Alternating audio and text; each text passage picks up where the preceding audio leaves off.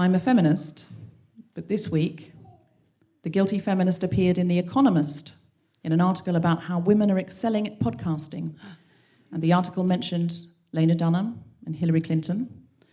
But I was the only one who got 2 paragraphs and a picture, and I thought, suck it up, sisters, I won feminism today.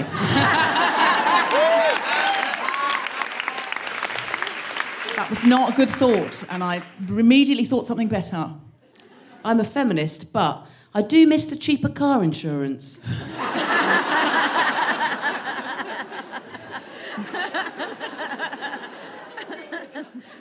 Do you remember when adverts on television implied that when women were alone, all we spoke about was car insurance? I love that. Every time you turn it on, it'd be like, oh, you've got a nice top, Susie. Well, I saved so much money on my car insurance. Yeah. And I can afford sequins. All the special companies were called things like Giggly Girlies, Pink Little Ridey Motor Cars. And you were like, oh, fuck off, but yeah. Oh, Yeah, absolutely. What, 50 quid a year? Yeah. Yeah, and it's because we have fewer accidents.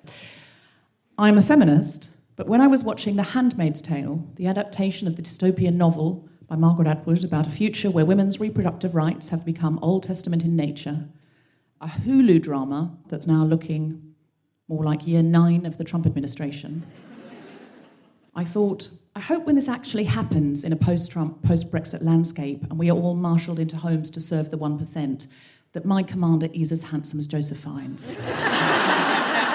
I mean, it could be worse, is all I'm saying, Elizabeth Moss. I'm a feminist, but I have created another white middle-class male. You've invented one. You've grown one in your body. Yeah.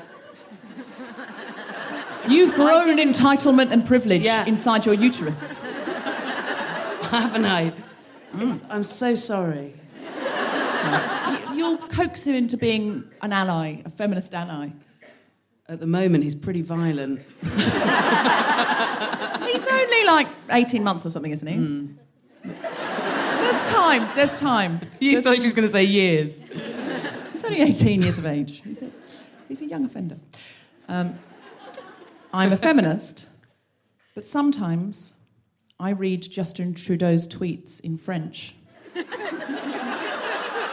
Even though I don't really understand them, and pretend they're secret messages to me. So this is one I read earlier. Je suis impatient d'accueillir mes homologues l'an prochain dans la magnifique région de Charlevoix. Hashtag J7 Charlevoix.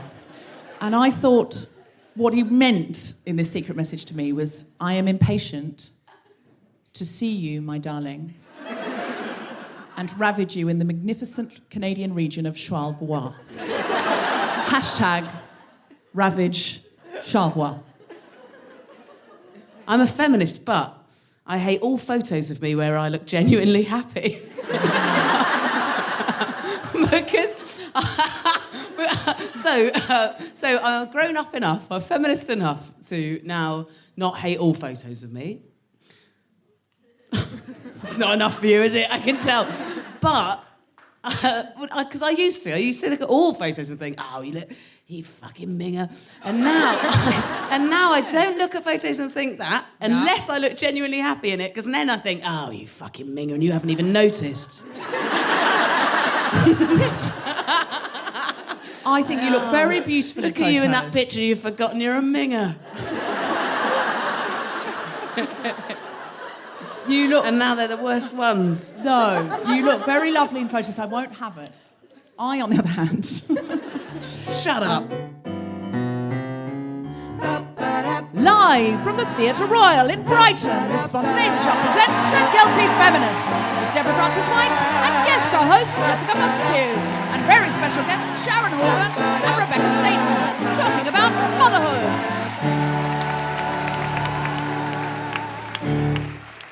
Welcome, the BIG Gospel Choir.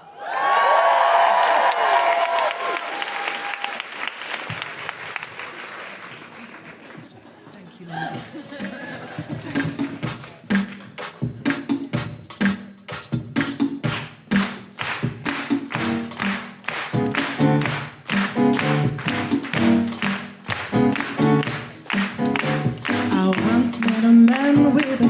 of adventure, who was dressed to thrill, ooh, wherever he went.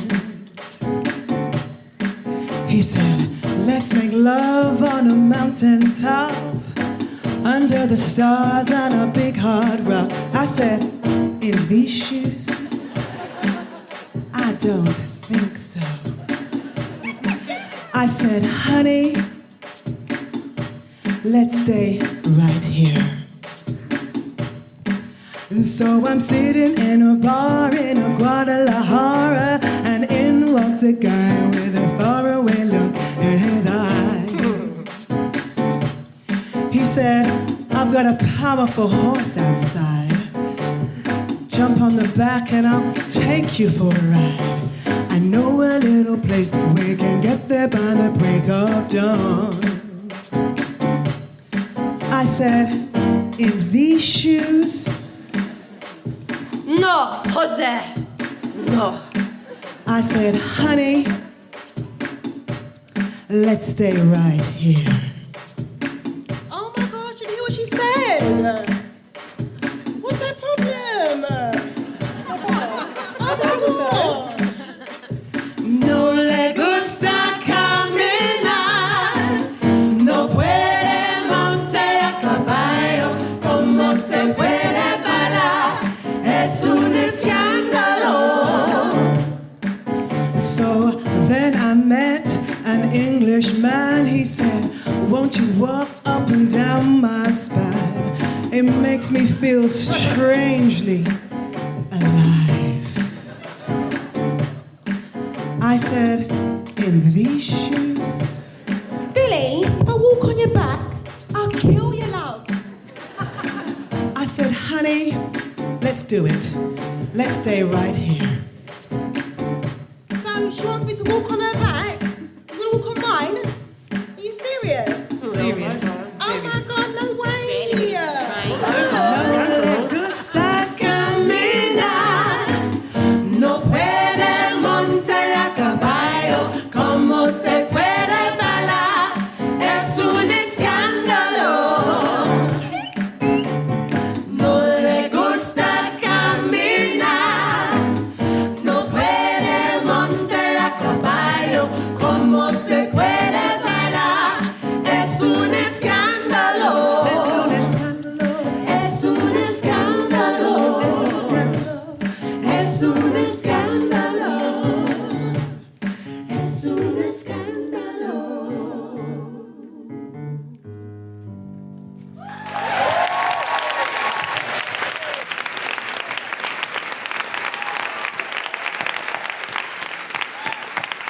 Hello, hello, hello. Give it up for the BIG Gospel Choir.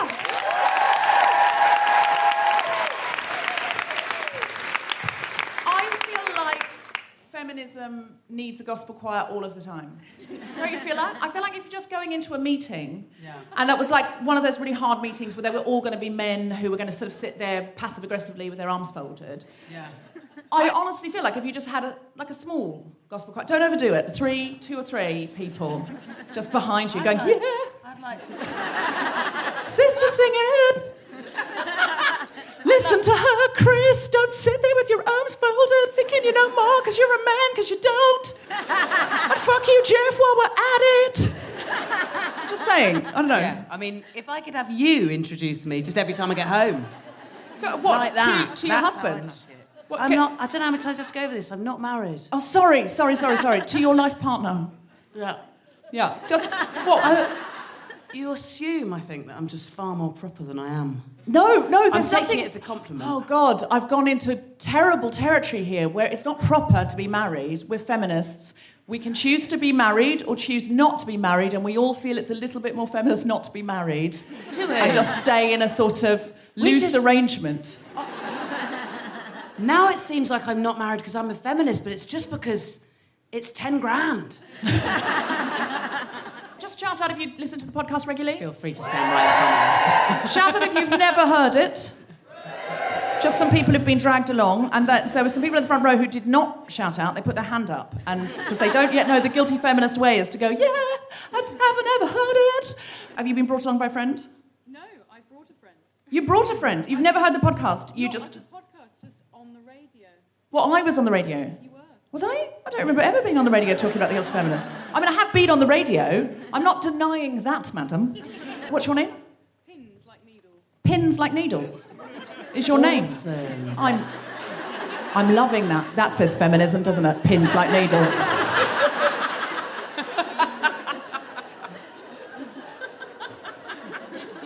Here's my friend Chainsaw. Fuck you both.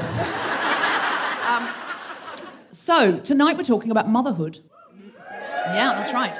Any mothers in? Give me a cheer if you're not a mother. They sounded happier. They sounded more energetic, didn't they? Yeah, they sounded like they were out to party tonight. We're in Brighton and it's a Sunday night, but we don't give a fuck. What was that? They've had more sleep, yes. Yes, it's all right. Do you need a support group? Or... that didn't sound like a heckle, that sounded like a cry for help. It didn't sound like a heckle at all. So what was your challenge, Jess? What was your feminist motherhood challenge? So I am fascinated by my own guilt with motherhood. It's a thing for feminist mothers, It's isn't massive. it? Because you think, well, no, of course I should be working, and that's an important part of, if you want to be working, and you always feel and guilty. I do think as well, like I do more than ever before, to fully acknowledge just doing the mothering is a full-time job.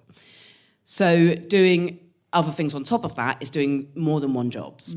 I have a thing where I think, especially being self-employed, where whenever I'm not with him, I have to be working. I have to be doing something that counts as work. Otherwise I feel riddled with guilt. But I've been trying to get rid of that because it's making me mad. Because you can't live like that. But one thing I do is look at my phone way too much when I'm with him, and I don't feel like objectively I can justify that. I can pretend that it's constantly for work reasons that I'm looking at it, and it's not. And I don't want him to live in a world where, well, he's going to grow up in a world where we're all just constantly looking at screens more than each other. So I think at least for this little tiny bit while he's tiny, I need to focus on him when I'm with him. So my challenge was I tried to do a fortnight of not looking at my phone when, well, I kept changing the rules. I was going to do a fortnight of not looking at my phone until he was asleep at night. And then after, I think, an hour, I went, I'm going to do it when he's awake. I won't look at my phone while I'm with him when he's awake. And then he went down to one nap. No, he'd already got to one nap, and I was like, I just couldn't do it. I physically couldn't do it. It's the hardest challenge I've done for one of these.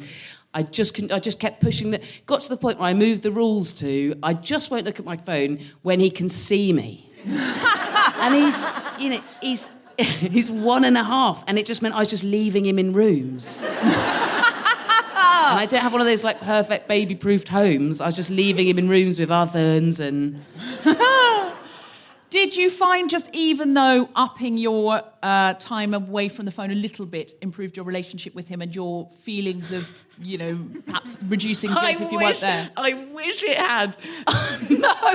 Well, it's awful. So what made me realise it's like, if I can go, right, sit down, let's do a fucking jigsaw. This is going to be really good. You're going to enjoy this. And then you've done the jigsaw, beyond like one book, one jigsaw, it's really made me realise is that hanging out with someone who's one is fucking boring. It really is. Boring. It is, though. No, it is. It is, yeah. It's awful. It's so nice for short bursts, though. They're adorable. The bits of parenthood I want, I've decided, and I really want these bits a lot, that photograph you see of the couple when they've just had a baby and they're just looking at the baby in wonder, and it's like a curtain's been lifted and angels are singing. Mate, the bottom half of that picture is just gore. They don't shake crop. You wouldn't want one of those in the future. Those pictures, you'll be able to sniff them, and No, they crop. I only want the top half of the picture. Okay, fair enough. And the other picture I want is parents watching their child as a bride or groom giving a speech. And their faces are like, oh, they're leaving. And those are the two pictures, that we've done it. No, but more like we've done it. Look at them, I'm so proud of them, or something, or seeing them at a graduation or something. Yeah. But they're the moments I want, and there's lots of bits in between. But in other ways, I feel like God, I'm missing out on one of life's biggest things. And sometimes I think when I'm old, I'm going to regret it. Because I tell you what, the Edinburgh Fringe Festival will not come and visit you in an old person's home. And if it did, it would be fucking annoying with all its jugglers and just flyers.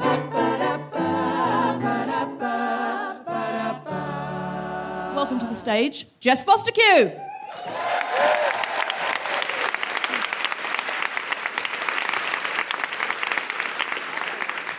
Yeah, I've spawned. I'm not going to assume that means we've got anything in common.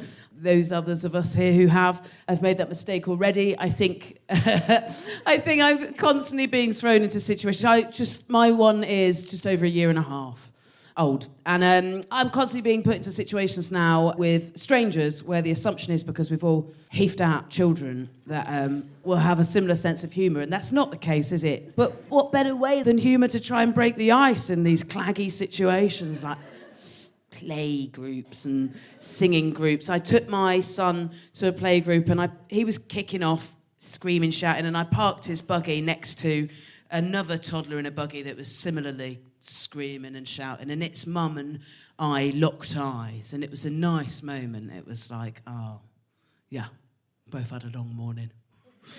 Got your back. I got your back too.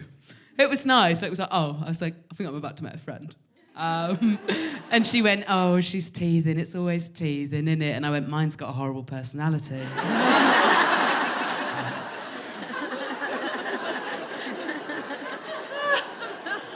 She didn't laugh. She looked like she was going to cry.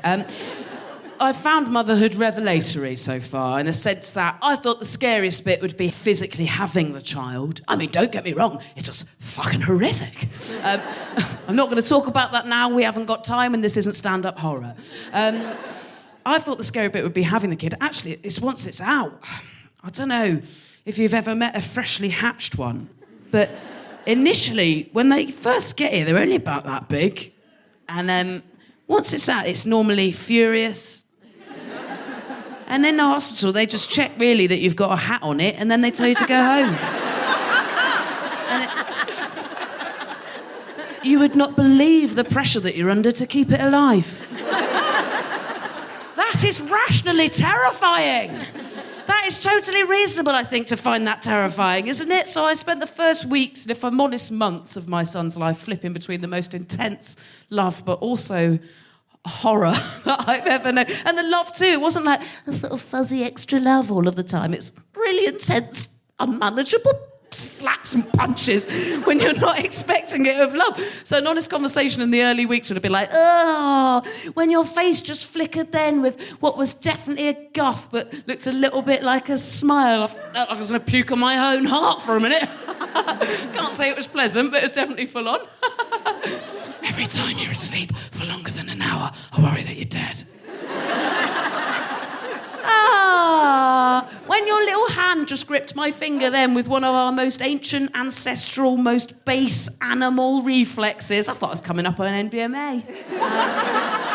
It's just how I feel about life sometimes for a few seconds now. When I'm walking down the street with you in this sling, I used to cross over and stroke that cat, but now I don't even look at it. I just give it the side eye and think, careful, it could have a gun. Oh, tiny baby, I love you so much. I love you so much, even though I long not to be with you sometimes. The second that I'm not with you, I feel like I'm missing a limb. Fuck, I've just realised that this is forever.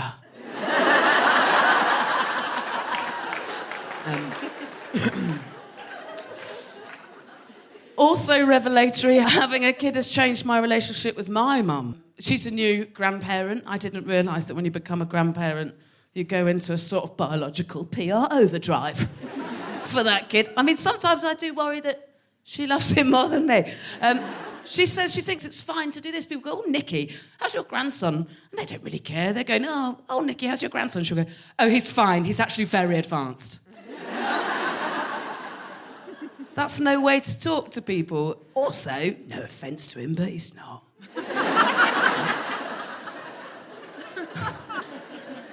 Borderline cretin. I worry she's seeing things I'm not seeing. It's like we're talking about a different... He was there just a few weeks ago, just in his nappy, stood at the bath going...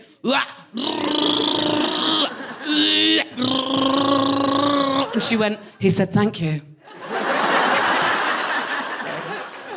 Did he? So I didn't catch the nuance if he did. When he was so tiny, he was sat there, too small to even sit up by himself. He was curled up on a cushion like a prawn, right? So much liquid coming out of his face, he'd given himself eczema of the neck. As usual, looking at a light bulb like that.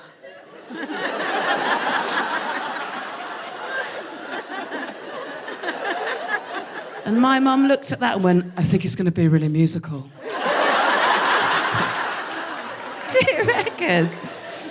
I just wish she'd think about her language. It's 2017. We're the most technologically advanced age we've ever had. If you describe someone, a new person, as very advanced, some people are going to come around taking you on your word there, aren't they? They're going to expect to meet a creature that is actually very advanced. Maybe like a genderless, hairless empath. Maybe he's already learnt Russian twice. Maybe he understands how to play any other than the very last round of Only Connect. That's never worked before here, thank you. Maybe he's got a comprehensive and refreshingly not secret plan of how the fuck we do execute Brexit. Maybe he's physically advanced. Maybe he's got sort of adamantium bat wings or like legs that can transform up and become the hull of a speedboat. Or like maybe he can sneeze mace. Or maybe instead of a bumhole, he's got a 3D printer. Or maybe, at the very least, you'd expect that his fingertips are also pens. No, it turns out what my mum meant by very advanced is got quite a strong neck. Not compared to a bull. Just compared to younger and smaller babies.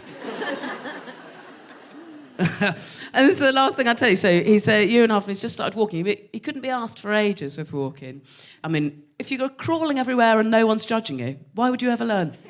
And he started walking after I gave him chocolate to try for the first time. I don't know if you've seen a person try chocolate for the first time.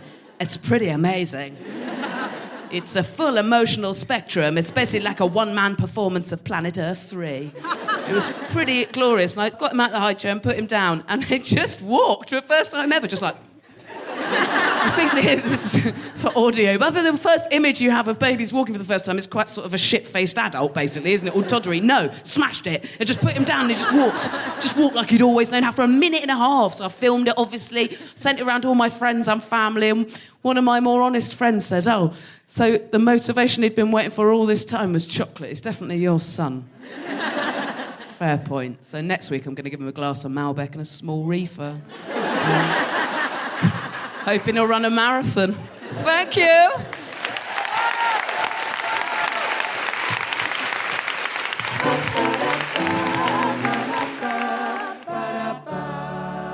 So my challenge, I said to Jess, I'm going to mind your baby for a whole day just to see what that's like, to sort of...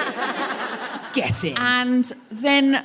Your challenge. I had a few writing deadlines on, so the next time I saw her, I said, can I mind your baby for an hour? And she laughed and went, I knew it wouldn't be a whole day. And then we sort of messaged back and forth, and she said, well, I can bring him this morning to London Bridge. Like, this was last night. She said, I'll bring him to London Bridge at 10 o'clock. Bring him to like, you. Literally, I'll meet you under a bridge for an hour with you at 10 a.m. on a Sunday morning. And I was just like, and then I was going to do it, and then I remembered I'd organised a blow-dry. So instead of minding a baby for a day, I had a blow-dry. And I think we can all agree it was worth it. But I did also, at the same time, I took my godchildren to see a show. I'm a very good godmother. If you want a good godmother or a good godfather, people without children are the best, because we have disposable income and we don't hate children. We don't have things for... Like, I want to go and see... Annie, and I can't just go on my own. It's a bit weird. So I start looking around for children. I've actually co-opted these children who I call my godchildren, because they're like godchildren, but not really, to come to shows with me that I want to see. And those moments are wonderful, and I went with them, and they're magical faces, looking at these are the best bits that parents outsource to people like me. I don't understand it. And it's great, but it is a bit relentless if you take them for tea as well, because they spill things, and... by the end of it, you are a bit ready for it to be over. Yeah. So that you can Also, get back you to your very broken wisely. If you're taking them to a show, that's good, isn't it? Because you're not. Oh, yeah. It's Someone like else these, is that you entertaining don't you. have to actually talk to each other. You can just watch it. It's true. That was my sort of two-pronged challenge. It wasn't a great one, but to be honest, I was a nanny for years. I get it. It's hard and it's also amazing. I'm still super close to my nanny children, sort of like they're my own because I haven't had any of my own. It's like a halfy situation where I'm not a mother, and that's key because then they want to talk to you about sex and drugs. So it's like a mother with That's a whom... nice It is really middle nice. ground. It's really nice. I mean, not that I bring them to talk about sex and drugs. I've made that sound wrong. Start. That would be cool, I think. But to Yeah, to like fill that boundary.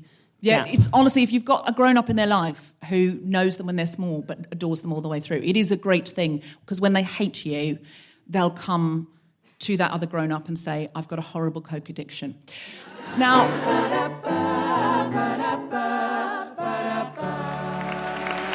If you would, please, a round of applause. Welcome to the stage, the wonderful Deborah Frances-White.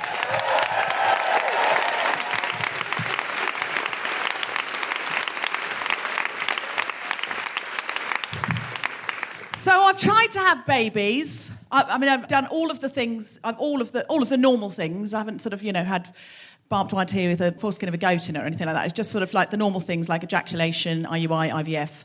And that didn't work. And I go back and forth of should I try? Because my life's really good like it is, and I sort of go off the idea of having a baby. Then I think I've got to have one, and no, I shouldn't have one. And, I just go back and forth. And my friends always say to me when I talk about this, well, there's never a good time to have a baby, so do it now. That's a terrible, terrible argument. There's never a good time to hit yourself in the face with a hammer. Do it now. Do it now. No one says that about anything good, ever. They don't say it about, there's never a good time to have a beachfront holiday. Do it now. They don't say that. Why are they trying to get you to do it? And I think the reason is sometimes at like 1 o'clock in the morning in a dark, drunken bar, I'll be out with a girlfriend who's got babies, got children, and just sort of on the 5th mojito or something, she'll just start saying, of course I love Wilhelmina. I do love her. Of course I wouldn't wish her away. I would not. I would not wish her away. No, I wouldn't wish her, not for a minute. I mean, what kind of monster would wish her own child away? But it was better before. I mean, my life was better before. Objectively, it was better before. I mean, if you don't really want babies, it was better before. But I love her. I love her so much.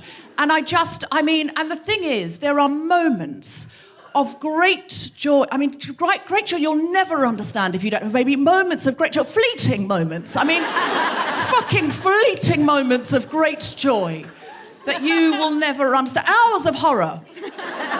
Days, weeks, months of horror. But fleeting moments of joy and love that you will never understand. But I mean, I wouldn't have it any other way. It was better before, but I wouldn't have it any other way. I mean, it was better before. I wouldn't have it any other way. If I had my time over again, I wouldn't not have her. I mean, Harry, on the other hand, he's a different story. I wouldn't have him again in a fucking heartbeat. He's ruined all of our lives. I saw a documentary a few years ago about heroin addicts. And it's a similar rhetoric. It's like, but the highs. But the highs are so amazing. I mean, obviously my life was better before the smack. But, I mean, do I look 20 years older than I am? Yes. Have I slept more than 2 hours in a row for the last 8 years? No. But the highs, until you've become fully addicted to heroin, you will never understand the fleeting moments of love. And I think probably the reason for this is the relationship that you have with a child, which is unique. This is something I want to read to you. It's a conversation that you would have with your therapist if you left the word child out of the conversation. He got very angry in the supermarket and screamed at me in front of everyone. Why? He was eating grapes out of the trolley. And I told him we needed to pay for them first. How did he respond? By sitting on the floor of the supermarket and saying he wouldn't move. Is he on medication? No, I tried to give him something the doctor prescribed and he spat it out onto the floor. This morning he bit me. He bit you. Has he done this before? He just started this week. How long have you been in the relationship? 3 years. And he just started biting you this week? Yes. Why? I was making him breakfast. And first he said there was too much milk in his cereal. And then I tried to fix it and he said there was too much cereal in his milk. And he bit you in response? Yes. Do you have anywhere to stay? I think you should go home and pack a bag. Occasionally, he leaves body parts under his pillow. Body parts? Well, teeth. Why? He goes to sleep, and I have to stay up late, and then quietly remove them and replace them with money. Can you tell me more about this? We have co-constructed a fiction that the money is being left by an invisible intruder, but I'm fairly sure he knows it's me. Who is this fictionalized intruder that you pretend to be? Sometimes a supernatural being who leaves cash, once a year an old man who leaves gifts. An old man, yes, that's his favourite. And he knows it's you. Yes, but I must never say it isn't. So he doesn't thank you for the gifts? No. Does he ever pretend to be the generous intruder? Oh no, it's always me who leaves the gifts. He always takes them, but he'd be devastated if I admitted it was me. I can't stop, he's expecting it. You must stop. Once a year, we pretend I'm an animal who breaks into the house at night. What kind of animal? A rabbit. A rabbit. He leaves me a carrot. What does the rabbit bring? He likes the rabbit to bring him smaller chocolate rabbits for him to eat in front of me. First he eats the ears and then the tail in front of me. All the time pretending he does not know I am the rabbit. He smears the chocolate over his face. He leaves what he does not want all over the floor for me to clean up. There is a safe house 10 miles from here. I'll drive you there now. You must never go back to that place. Thank you very much.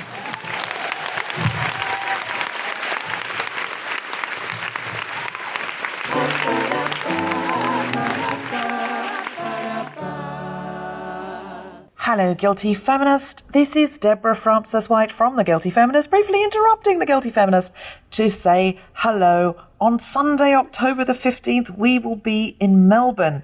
We're doing a Guilty Feminist event at the Wheeler Centre, Festival of Questions. It's $20 to get in, and it's basically an episode of The Guilty Feminist with some extra whistles and bells. Don't miss it if you're in Melbourne.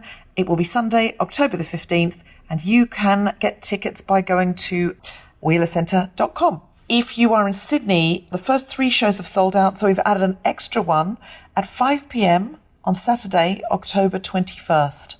That's the only show now that's going to be available in Sydney, Saturday, October 21st at 5 p.m. Brisbane sold out, but we have added an extra date in Auckland on Sunday, the 29th of October at 5 p.m. Now, I have a request this week, Guilty Feminists, and I'm really, really hoping you can help. Over 137,000 women and girls in England and Wales today are victims of female genital mutilation. It has devastating lifelong physical and psychological impacts, and many vulnerable women have no access to support services. The Dahlia Project, that you've heard about quite a few times on this podcast if you're a regular listener, from the wonderful Layla Hussein, provides safe and accessible specialist counselling services for women affected by FGM. To put one woman through a full course of group counselling sessions costs £180. This not only helps the individual work through the physical and psychological impacts of the violence, it helps break the cycle of abuse in families and communities. We are looking for 111 feminists who are each in a position to pay for one woman's treatment at £180. Now, I know for a lot of people that's a great deal of money, more than you've got. So I'm hoping to find a network of women who will reach out to others who can each afford to sponsor one FGM survivor. If you can, you will know exactly where that money is going. If that's way too much for you, £50 pays for childcare, so one woman can attend. Or if you live in the UK, we would love you to donate your first Jane Austen £10 note in our hashtag Jane for Dahlia, hashtag First Tenner drive. Otherwise, any other amount in any other currency is extremely welcome. We are on a deadline to keep the Dahlia Project open. It's the only sort of counselling service like this in Europe, and it will have to close if we can't raise the funds. If you can help in any way, from £10 to sponsoring one course of treatment for one woman at £180, please go to guiltyfeminist.com/Dahlia Project. Dahlia spelled Dahlia. So that's guiltyfeminist.com/Dahlia Project. Thank you so much for any help you can give. We really appreciate it. Now back to the podcast.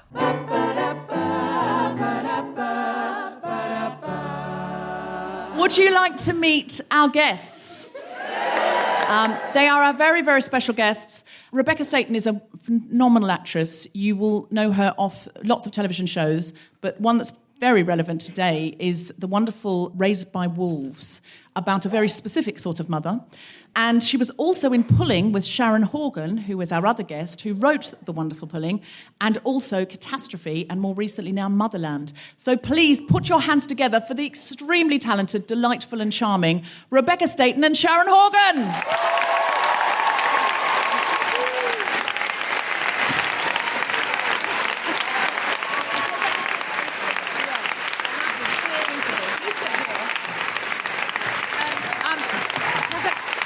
Rebekah's looking after her baby. This is a fantastic late motherhood entrance. She is literally buttoning up her top. Hello, darling. Hello. Were you just buttoning up your top from breastfeeding right there? Really was. This is the working mother, isn't it? This is a shining example of working motherhood. So you're both mothers. You're quite a new mother. Yes. 8 months? 8 months. And you're a seasoned professional. Yes, I have a 13-year-old who's in the audience. Yay! And an 8-year-old, both girls. So you've done it for ages. Yes. Firstly, does it get easier? Bearing in mind the 13-year-old's in the audience. I really wish my 13-year-old wasn't in the audience. It does. Yes, I guess in some ways it gets easier, but then, a whole load of new challenges appear. Having a teenage daughter is a very wonderful experience. But there's lots of extra things to worry about. When they're little, it really is just keeping them alive. I agree. It's mainly that. Yeah, but then they for start me, to ask when for stuff. when you have the baby, I knew it would be a day. I kept saying to myself, it's a day. It's actually 3 days. It's a day. Just get through it. Nobody talks about that first shit enough. That first shit is way worse than having a baby. Yeah. I mean, do you What, use the one you have? Yeah. Oh, My first shit after having that baby needs to be talked about tonight because I think that is feminism. Yeah. Feminism is saying, yeah, beautiful, thanks for saying he's cute. He is. It's a bit like you telling me I'm cute. But my bumhole has been through so much. I mean, they don't, when you leave the hospital, they give you a hat, yeah, maybe. Yeah. But they don't give you blue gloves, do they? Nope. And you need them. Now, you might say too much information, but that's motherhood, oversharing. I find scatology very difficult to talk to. I'm very squeamish. And I sorry. notice... No, I'm fine with this. Okay. But I notice that mothers, when they're together, just talk about, defecation all the time. And You've I'm just always I probably get- got a bit of shit on you for a couple of years. I find it somewhere. awkward. I'm like, and it's just, I know it's my phobia. But everyone says, oh, well, if you have a baby, though, you will talk like that because everybody does. Yeah. Do you... Well, I don't know. My daughter came into the world at the same time as I, loosened my bowels. So, yeah. Yeah, It's always there. yeah, you can't... That kind of thing stays stays with you. And also, I'd had the epidural and it had come out, so they gave me another epidural. And then weirdly, they started following my birth plan when he was out. So they put him onto me. And I looked at my husband and I went, I can't hold him because I can't feel my arms. I thought an epidural was just waist down. When you have two, you can't feel nothing. So I'm like, you better hold him. Nice though. Really nice. Yeah. Great for me. But what I was going to say was, look down, I thought, is that chocolate brownie? Oh, Rebekah! Come on. I know, but it's all out there when you've had it. Yeah. So I suppose in that way, that is a sort of acceptance of self and acceptance of humanity, that women are human and they do go to the loo and they do, literally shit the bed. Literally shit the bed. Yeah. Sharon, one thing I was thinking of, because I was sort of watching old Pulling, and I thought Pulling was a very feminist show in a way. It was like, I think it was a bridge between that lad culture and the sort of fourth wave of feminism that's come in now, where everybody's going, yeah, fuck this. Because Pulling was really about, why do we have to put up with this stuff as women? And it felt like it sort of led us into this place, and now Catastrophe is really empowered. Do you feel, being a mother, all of you, do you feel it makes you more feminist? Does it make you more aware, or do you not have time to sort of think about it as much? I guess it does. I mean, I think it especially does if you have daughters, because it's not just about you, it's about what you're going to teach them and what you want them to learn from you and what skills you're going to give them to go out into the world. But motherhood in general, does it make you feel like that? I think you feel more powerful, I guess. You've got to make a buck and you've got to keep things alive. And another responsibility, I suppose. But, is there something about the alien nature of inventing a human and having it climb out of your body that makes you think, I am life? I think the decision to do it as well is quite a big thing. I was not a super young mum, but I was I think I was 32 when I found out I was pregnant. And I remember I hadn't been with my husband for very long, so it was a bit of a nerve-wracking thing. But I remember... Is this the story of Catastrophe? Yeah, actually, my whole life is the catastrophe. But I remember doing this ridiculous thing, which was... first of all, I told my husband that I was pregnant, and he said, I don't think I'm ready for a baby. And I went, oh, that's great. That's good stuff. That's a good start. But I think he was just being provocative. But I remember calling my agent. And when I think about it now, it seems the most insane thing, because it's not like I was doing anything interesting with my career at that time. I was pranking celebrities in a sketch show. So it was like, should I keep pranking celebrities, or should I bring life into the world? But just that thing of am I going to be able to continue doing what I'm doing, and sort of balancing that out and making that choice feels like, I guess, a kind of feminist act, yeah. Does it make you feel guilty when you're at work because you're not with your child, and when you're with your child you feel guilty that you're not working more? Or do you sort of come to a place with that where you go, I'm good enough, I'm balancing it all? I never feel comfortable with it, ever. No, it's a journey. But I don't not accept work. I mean, it's a terrible kind of scenario, because you beat yourself up and it's not changing anything. All it's doing is making you feel bad. And I guess when you are there, it makes you really up your game. And, as soon as if I've been away, like if I've traveled for work and I come home, I'm just like, I just get down on the floor and I'm like, get on my back. I will horsey ride you around this room for... Even though she's 13. Well, no, not anymore. I don't know, you just...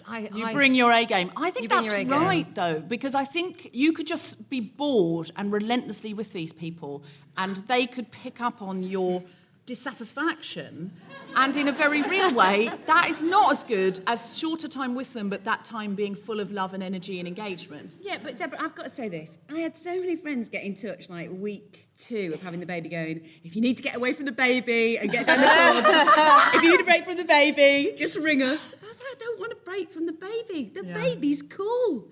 I want to hang with the baby. And then what about week 6, though? No. That's been the shock for me. I am very career-driven. I've loved my career.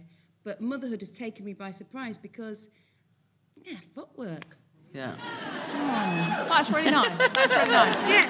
And if my agent's listening, I don't mean that. Yeah. I think you do little things to up your game, like you were saying about not turning on your phone when you're kids asleep. And obviously you didn't go through with it. I am going to try. You do try and introduce things like that into your life to sort of make you a more present parent. Like I decided I didn't want to, I like to drink wine in the evening just to relax. And not because I'm topping up any sort of alcohol levels that are in my bloodstream all the time, but and I thought, I don't know if I want my girls seeing me, you know, having to pour myself a glass of wine, so like associating their time with me as being a difficult one. So I just started drinking it from a mug, and no one knows. That's great. I think as well makes you. I wish it wasn't true. A bit more focused about what work you will take. I think before I had my baby, I was very much like, I'm not taking any time off. I'm not going to want any time off. And the same thing was like, oh, God. And I think if I ever had another one, I would take a long time off because I kind of look back now and go, what was I thinking, jumping straight in? But, you know, you do what you're going to do. You just learn from trying whatever you try each time. Can I say, as a non-child person, my mother worked.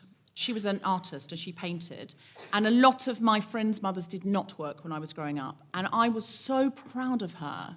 I remember I'd go to her art exhibitions and I used to be like, that's my mum. And I remember her winning things and selling. I'd see the little red stickers go up when she'd sell things. And I'd be so proud. And I always imagined myself with a career. I never imagined myself married with children. I don't know why. I just, you know, my parents, you know, we stayed together and we had a happy family, and there were 3 kids and a dog and a cat and you know, all of that. So I think the work that you do that they can see and be proud of is very valuable to them. And I think girls as well as boys, because boys with working mothers often have great respect for women in the workplace. Not to say that boys who have not, no, there are plenty of women who want to stay home with their children, and that is so valid and so important and so amazing. I'm not undermining it. But I think there is something to be said for letting go of that guilt as much as is humanly possible, because it is also doing something very valuable. I agree, but I do think it's about your kids seeing that you're happy. And if you're happy not working, don't do it. And if if it's something you need and it's a drive you have and that makes you happy, then I just think it's really important that they see a contented, mother. No, you're right. You're right. Absolutely. You've got to go to work to earn Of the money course, to put a roof over, absolutely. I just Of mean course. I always hate the idea that any woman would feel like lesser for not working if they've chosen to be a stay-at-home mum. Yeah, I just never like the feeling that might sort of make some anyone women feel do bad get. in any way. Well, I know women who have stayed home with their children and they get lots of, when are you going to start working? And they're like, well, this is what I do. And so we need to say both of those things. One is work is incredibly valid. When you're staying at home working with your children, it is work to stay home and look after your children. And actually, I said F work. And that's just how I feel, but I still have to pay the mortgage. So, of course, I went back to work when he was 5 days old. So... eight days old for my first one. I mean, it's ridiculous as that sounds. And I read in the New York Times that motherhood means that we do the same amount of hours that our friends who aren't mums do, but we get paid less because people think we need the work more because of the baby. Now, that is just ghastly. But the point is, I can sense that already, that there is a shift and a change in dialogue since you've become a mum, and that shouldn't exist. Neither should it the other way. I really feel passionately that if I hadn't had children, I would still be a 3-dimensional human being with a lot to offer the world. And I would still mother in my own way, be it looking after friends or fur babies or, we all can mother without having children. And I feel, I just want to say that. Thanks, Mom. I remember Tina Fey, she was doing a movie with Steve Carell called Date Night, and the press kept saying, but how do you do it all when you've got children? And she would just say, ask him that. He's got children. The same age. Why are you not asking him that? And they'd be like, well, he's a man, of course he's going to work. And I think the comment from the audience, which is some people have to work, is absolutely right. And but if you don't, most people have to work, but if you don't have to, it is sometimes seen as a judgment. Then why are you? Why are you working, Tina Fey, when you should be at home with a child on each breast? But everyone's going, look at Steve Carell, what a great dad. He's out bringing home the bacon, and he probably has even changed upward of 4 nappies. He babysits his kids. even. Yeah, absolutely. Absolutely. You see that a lot. Are your partners often rewarded for holding their own children? I think my husband's rewarded when I see him walking down the street and these really sexy girls are looking at this gorgeous baby and this good-looking guy. They're like, hi. Have you ever Do seen you that? get more come-ons now you've got a baby from men? No, I always had a lot.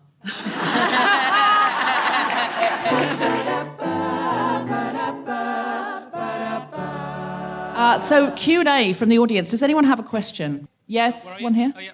I was just going to ask you about, as a mum, when you choose to go back to work or when you need to go back to work, what I found is that the jobs are really shit. So you're in a career for so long and you get to a certain point, Yeah.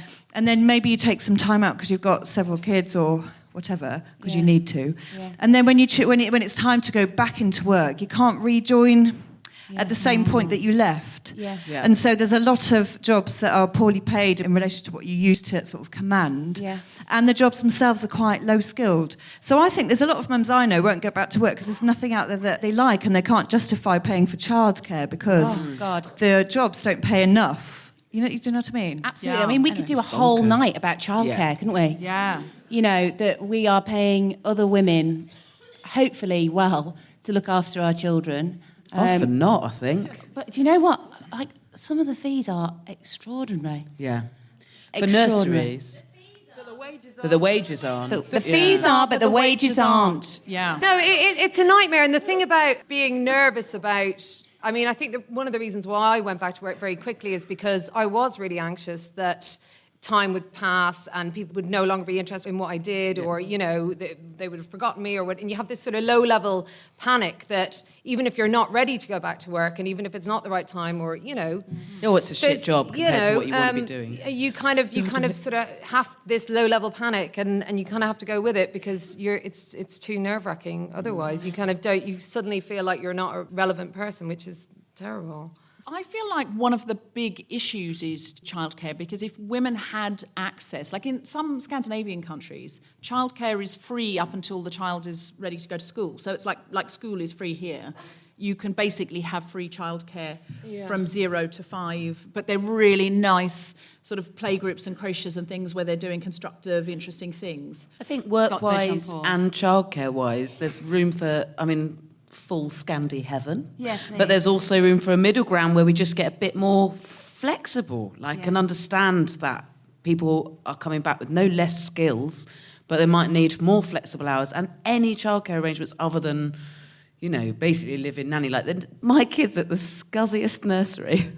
I hope they're not listening, because they're the only place where they'll let me ring up and say, can you come in for 4 hours tomorrow at the last minute? There's no flexibility. It's so hard to find a nursery that's got any flexibility. And I'm in an area where there's loads of them, and the people doing it need to be being paid so much more. And also, employers need to understand the value of the skills that you've gained by child rearing, and in finance they really get it. What they've said to me is, they're way better because they come back, they've had 3 years of negotiating with a toddler, and that is fucking so much better than anything they would have learnt here. They become these amazing negotiators, but also they're much more organised because they're like, I've got to be out the door at 5:30, so I prioritise anything urgent, anything important is done, and I don't just go on Facebook and then go, I'll get round to it, well, I can always stay till 9 o'clock. So they find that mothers actually often are the best employees that they can possibly get, and I think when more industries work this out, then the world will be a better place. Do we have any other questions? I worked in recruitment and had a CV the other day that said full-time mother as her title. The men in the office just went bonkers and had this big argument going that it's not a valid job title, it's a cop-out, and it's all on LinkedIn and all got massive. And I think one guy's comment got like 1,000 likes saying it was a cop-out, being called a full-time mum. A person put her CV in saying full-time mum was her job description, and the men in the office kicked off and said that's not a proper job, and it went on LinkedIn and they were all basically being snarky about that, and one man's comment got 1,000 likes. Full-time mother, is that a proper job, Jess Fostekew? Yeah. It's not only a proper job, it's the hardest job. When I go and to it's work, unpaid. that's my time off, you know? I mean, it's doing it well and staying sane and bringing up sort of balanced kids. I mean, I hope I managed to pull it off, but it's, yeah. But that is It's the hard. statement. I go to work for a break. Yeah, entirely. Yeah. Oh, Yeah, oh say no, no. something. Can you do your speech? Yes. Yeah. I've asked Rebekah to do the speech that she did in Dances with Wolves, Raised by Wolves. No, I'm doing the speech from Dances with Wolves. Okay. Right. If you didn't see it, I play a mum with many, many children from Wolverhampton. That's the voice you're going to hear. Let me take you through the job description for motherhood. Year 1, 5 hours a day shoving a creature resembling an enraged otter into a jumpsuit. Years 2 and 3, the creature now appears to be a lemming that repeatedly tries to throw itself down the stairs. Years 4 to 12, shouting, stomping, knits. 13 to 16, wet towels, self-pity, desperate pleas for the latest iPhone. 16 onwards, vast financial outlay, unreturned calls to the mobile phone you bought the frigger, and pregnancy scares in a pound shop toilet. You're going to learn what having a child entails, which is spending most of your time away from them, engaged in grueling minimum wage labour while not smoking. That's fantastic. That was written by Caitlin Moran and Carolyn Moran. Yeah. We said that at the same time, but the reverse. Caitlin and Carolyn Moran. Caitlin and Carolyn Moran. Caitlin And Carolyn Moran. Brilliant. Have you got anything to plug, Sharon? Anything coming up on the telly? Well, we start filming Motherland, the series, which is co-written with Holly Walsh and Graham Linehan and Helen Linehan, who's in the audience down there. Woo! We start filming that in July, but I don't know when it's coming out. I mean, maybe the autumn? Yeah, it's coming out in the autumn. I'm very excited about it. There was a pilot of it, I absolutely loved it. She's trying to fob her children off onto her mother, who's sort of hiding behind a sofa, and she's on the phone to her husband, and she says, I just want my children to be raised like I was, by my mother. Do you have anything to plug? I have nothing to plug. Watch out. I have. Motherhood. Do it. Don't wait. Oh, there's never a good time. Do it now. Do it now. There's never a good time. Jessica Fostekew, what would you like to plug? My Twitter's at Jessica Fostekew, and I'm putting a new show together at the moment for the Edinburgh Fringe, and it is called The Silence of the Nans. And please may you come. I do another show called Global Pillage, which is a comedy panel show, globalpillage.net. Give it a listen or come along.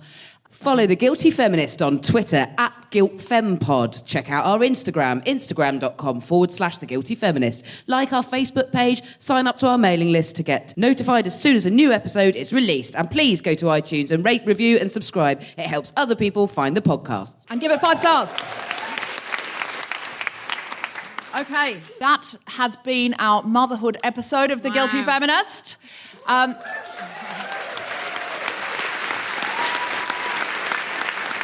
Please welcome back on the stage the BIG Gospel Choir.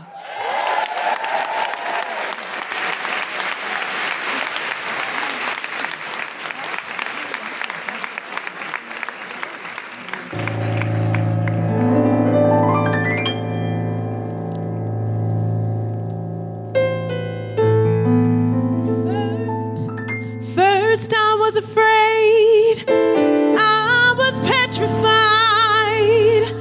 Kept thinking I could never live without you by my side. And I spent oh so many nights thinking how you did me wrong. And I grew strong. And I learned how to get along.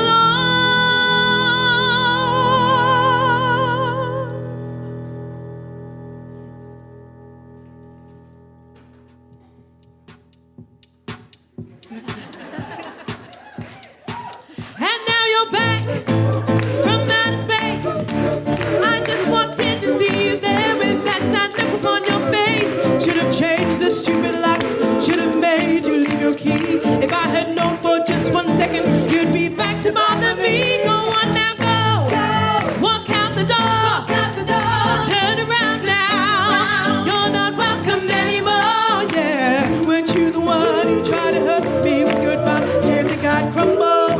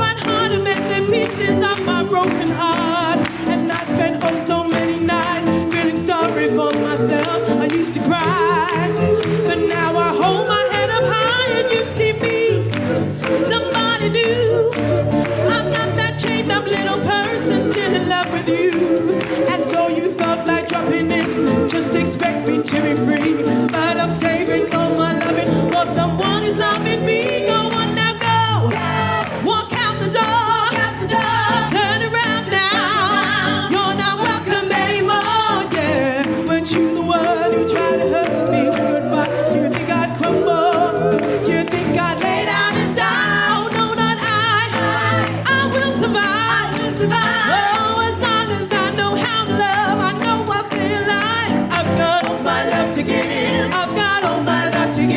And I'll survive. I will survive. I will survive. I will survive. I will survive. Yeah. I will survive. I will survive. I will survive. I'm a survivor. I'm not a victim. I will survive. Keep on surviving. I'm a survivor. I'm not a victim. I will survive. Keep on surviving. I'm a survivor. I'm not a victim. I will survive. Keep on surviving. I'm a survivor. I'm not a victim. I will survive. Oh, go on now, go. Walk out the door. Walk out the door. Turn around now. You're not welcome anymore. Yeah, weren't you the one who tried to hurt me with goodbye? Do you think I'd crumble? Do you think I'd lay down and die? No, tonight I will survive. Oh, as long as I know how to love, I know I'll stay alive. I've got all my love to give. I've got all my love to give. I'll survive. I'll survive. I will survive. I will survive. I will survive. I will survive. I will survive. I will survive. I will survive.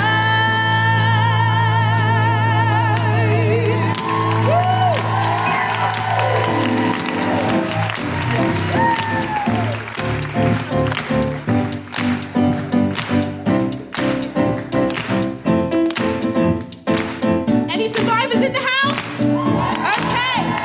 Sing with us. I'm a survivor. I'm a survivor. I'm gonna make it. I will survive. Keep on surviving. I'm a survivor. I'm gonna make it. I will survive. Keep on surviving. I'm a survivor. I'm gonna make it. I will survive. Keep on surviving. I'm a survivor. I'm gonna make it. I will survive. Oh, go on now, go. Walk out the door. Walk out the door. Turn around now. You're not welcome anymore. Yeah, weren't you the one who tried to hurt me with goodbye? Do you think I'd crumble? Do you think I'd lay down and die? No, tonight I will survive. Oh, as long as I know how to love, I know I'll stay alive. I've got all my love to give. I've got all my love to give. And I'll survive. I will survive. I will survive.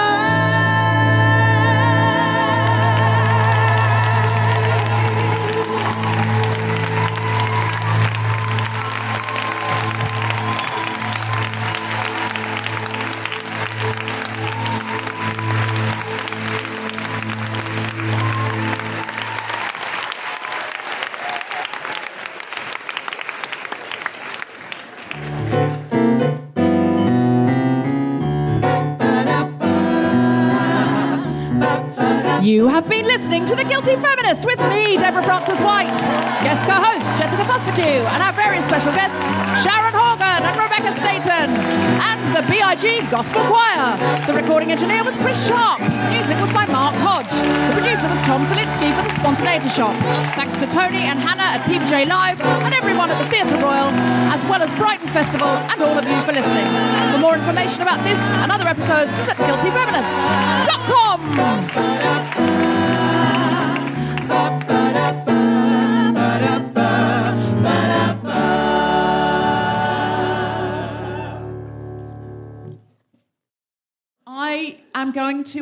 I'm just going to take a bit again because I've realised it's not Netflix, it's Hulu, Handmaid's Tale, and I also don't What's want... Hulu? Hulu is who makes the show, and I've said it's a Netflix show, and I don't want Hulu to be pissed off with me because I want them to make my show. Hulu? I've never heard of Hulu. Surely you'd rather that Netflix make the things. Don't say that. No, Hulu are really good. Tom, cut that out. Yeah. I like hula hoops too. Hi, I'm Sophie Hagen. You may know me from such things as co-hosting episode 1 to 29 of The Guilty Feminist. I'm just here to let you know that I'm on tour of the UK and Denmark with my brand new stand-up show Dead Baby Frog, which is about emotional abuse. My whole tour is anxiety safe, it has gender-neutral toilets and disabled access all around. Go to sophiehagen.com to find out what I mean by that, to find out where I'll be and to get tickets. And whilst you're there, sign up for my newsletter. And why not listen to my new project, the Made of Human podcast?